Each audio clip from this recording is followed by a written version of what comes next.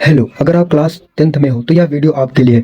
हम इस वीडियो में आईपीएससी नामकरण करना जानेंगे, जो आपके एग्जाम में अक्सर देखने को मिलता है। आपके एग्जाम में 5 से 10 नंबर के बीच आईपीएससी आता है, जो आपके नंबर छूट कर आ जाते हैं। तो मैं इस वीडियो में टोटल आईपीएससी 10 मिनट के अंदर सिखाने वाला हूँ। तो सबसे पहले हम कार्बन की संख्या व मूल नाम जान लेते हैं। सबसे पहले अगर एक कार्बन होगा तो उसे हम मेथ कहते हैं। अगर 2 कार्बन होंगे तो उसे हम एथ कहते हैं। अगर 3 कार्बन होंगे तो उसे हम प्रोप कहते हैं। अगर 4 कार्बन की संख्या है तो उसे हम ब्यूट कहते हैं। अगर 5 कार्बन की संख्या है तो उसे हम पेंट कहते हैं। अगर 6 कार्बन की संख्या है तो उसे हम हेक्स कहते हैं। अगर 7 कार्बन की संख्या है तो उसे हम हेप्ट कहते हैं। अगर 8 कार्बन की संख्या है तो उसे हम ऑक्ट कहते हैं। अगर 9 कार्बन की संख्या है तो उसे हम नॉन कहते हैं। 10 कार्बन की संख्या है तो उसे हम डेक कहते हैं। लेकिन आपको यहाँ तक याद करना है, लेकिन हमें सबसे ज़्यादा कहाँ तक याद करना है? हमें पेंट तक सबसे ज़्यादा याद करना है। जो आपको एग्जाम में पेंट या हेक्स, इसके ऊपर हमें याद करना नहीं है। ये नीचे 7 नंबर से 10 नंबर तक अक्सर कम देखने को मिलते हैं। हमें देखने को मिलते हैं मेथ, एथ, प्रोप, ब्यूट। जी हाँ, यहाँ तक हमें कॉमन याद करना रहता है। तो चलिए आगे बढ़ते हैं। समूह तथा अनुलग्न।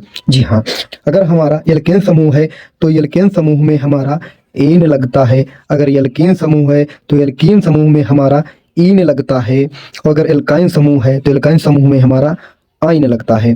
जिसे हम एन में कार्बन तथा कार्बन के बीच सिंगल बॉन्ड होता है, तो एन है उसमें कार्बन और कार्बन के बीच सिंगल बॉन्ड लगा रहता है। हमें कहीं भी अगर सिंगल बॉन्ड दिखाई दे तो वहाँ पर एन होगा। अगर जहाँ हमें डबल बॉन्ड दिखाई दे इस प्रकार से तो वहाँ पर इन होगा। अगर जहाँ हमें ट्रिपल बॉन्ड दिखाई दे वहाँ पर आइन होगा। जैसे हेलो एल्केन में कुछ हमारे पूर्व लग्न है। हेलो एल्केन में हमारे कुछ पूर्व लग्न है, जैसे आइडो। अगर आई है तो आइडो, बी आर है तो ब्रोमो, एफ है तो फ्लोरो, अगर सी एल है तो क्लोरो लगा रहेगा। यहाँ पर हमारे कुछ और समूह और अनुलग्न है, जैसे कि अल्कोहल। अल्कोहल के इस लास्ट में अल आता है तो यहाँ पे अल लगा रहेगा। कीटोन में ओन होगा। एल्डिहाइड में अल तथा कार्बोक्सिलिक एसिड में ओइक अम्ल लगा रहेगा। जैसे कि आप यहाँ देख सकते हो, अगर एल्कोहल समूह में OH, ओन में यहाँ पर कार्बन और ऑक्सीजन के बीच डबल बॉन्ड होगा, जिसमें हम कार्बन के यहाँ पर कोई भी हाइड्रोजन ग्रुप जोड़ सकते हैं या अदर एलिमेंट भी जोड़ सकते हैं।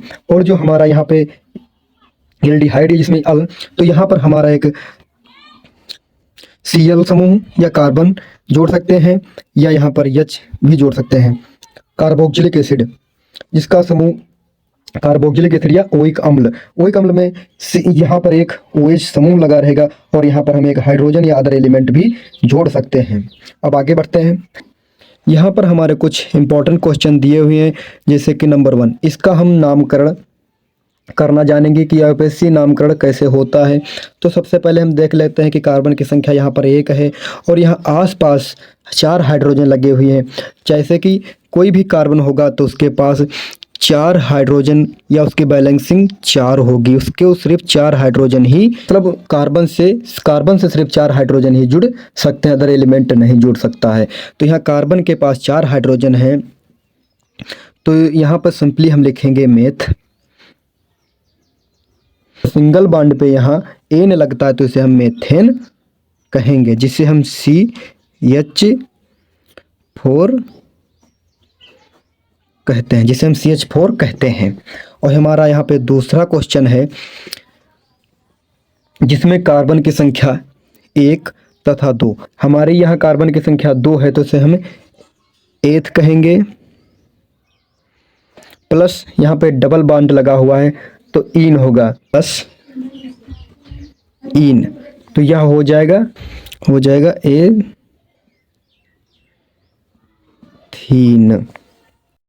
नेक्स्ट क्वेश्चन देखते हैं नंबर 3। यहाँ पर आप देख सकते हो कार्बन और कार्बन के बीच 3 बॉन्ड दिए हुए हैं, तो इसे सिंपली हम आइन कहते हैं। जहाँ पे हमें 3 बॉन्ड दिखाई देंगे उसे हम आइन कहेंगे। और यहाँ कार्बन की संख्या 2 है तो उसे हम एथ, प्लस ट्रिपल बॉन्ड है तो आइन, तो यहाँ सिंपली हो जाएगा हमारा एथाइन। सबसे पहले मेथेन लिखते हैं। अब आप सोच रहे होंगे कि हमने मेथेन क्यों लिखा है। हमने Cl क्यों नहीं लिखा? जो Cl होता है वो हमारा वो अनुलग्न होता है और जो अदर होते हैं वो हमारे पूर्व लग्न होते हैं, तो हम इसे क्लोरो मेथेन बोलेंगे। 5 नंबर क्वेश्चन, यहाँ पे एक कार्बन है तथा 3 हाइड्रोजन है CH3 और एक OH समूह लगा हुआ है। तो OH समूह हमारा एल्कोहल ग्रुप को दर्शाता है। जो OH समूह है वो एल्कोहल ग्रुप को दर्शाता है, तो इसे हम मेथेनॉल कहते हैं।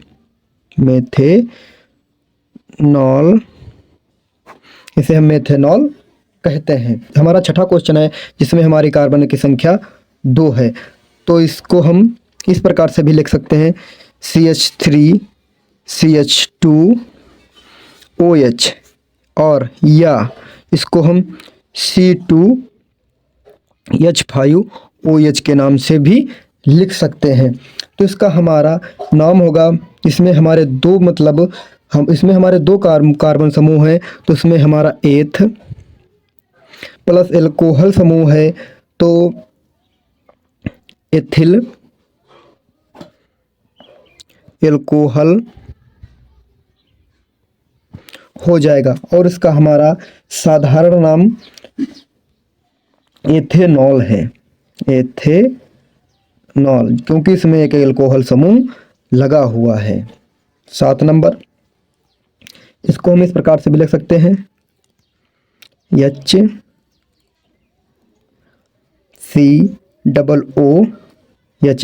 ये हमारा इतना अम्ल है और ये हाइड्रोजन है। तो जहाँ पर हमारे यहाँ पे हम इस प्रकार से भी देख सकते हैं, यहाँ पे हमारा एक कार्बन है, ये हमारा सिंपली इसका यहाँ पर एक कार्बन है और यहाँ पे एक हाइड्रोजन बॉन्ड लगा हुआ है, तो इसे हम मेथेनोइक अम्ल भी बोलेंगे। मेथेनोइक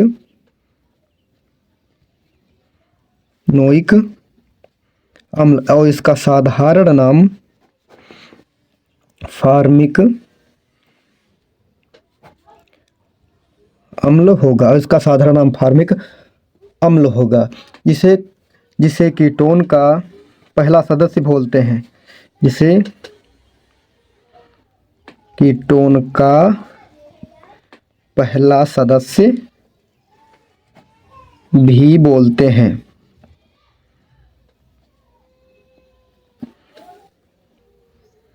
आठ नंबर हमारा क्वेश्चन है, यहाँ पर हमारी कार्बन की संख्या 3 है, 1 2 3, तो सिंपली हम इसे प्रोप लिखेंगे, और यहाँ पे डबल बॉन्ड और O लगा हुआ है तो इसे हम प्रोपेनोन कहते हैं। और यहाँ पे 2 नंबर पे हमारा ऑक्सीजन समूह या लगा हुआ तो इसे हम प्रोपेनोन 2 कहेंगे, जिसको हम साधारण नेम से भी लिख सकते हैं, जैसे कि CH3COCH3। इस प्रकार से हमें भी एग्जाम में देखने को मिल सकता है। नेक्स्ट क्वेश्चन देख लेते हैं। 9 नंबर क्वेश्चन है हमारा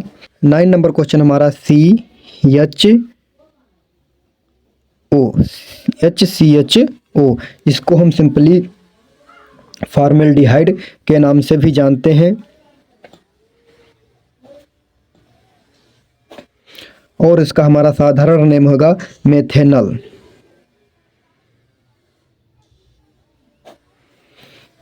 10 नंबर हमारा क्वेश्चन है, सिंपली इसको हम इस प्रकार से भी लिख सकते हैं CH3COOH। 10 नंबर क्वेश्चन को हम इस प्रकार से भी लिख सकते हैं, तो इसका सिंपली हमारा IUPAC नेम एस्टिक अम्ल होगा। एस्टिक अम्ल, जिसको हम सिरका भी कहते हैं, और इसका IUPAC नेम एथेनोइक अम्ल होगा। इसका IUPAC नेम एथेनोइक अम्ल होगा। 11 नंबर क्वेश्चन को भी देख लेते हैं, जिसको हम सिंपली CH3CHO,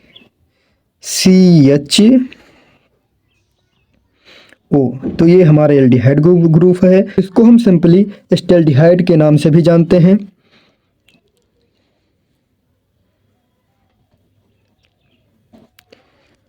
हाइड के नाम से भी जानते हैं और जिसका आईयूपीएसी नेम एथेनॉल होगा, एथेनॉल होगा। और एक क्वेश्चन आपसे है जो कमेंट बॉक्स में बता के जाना।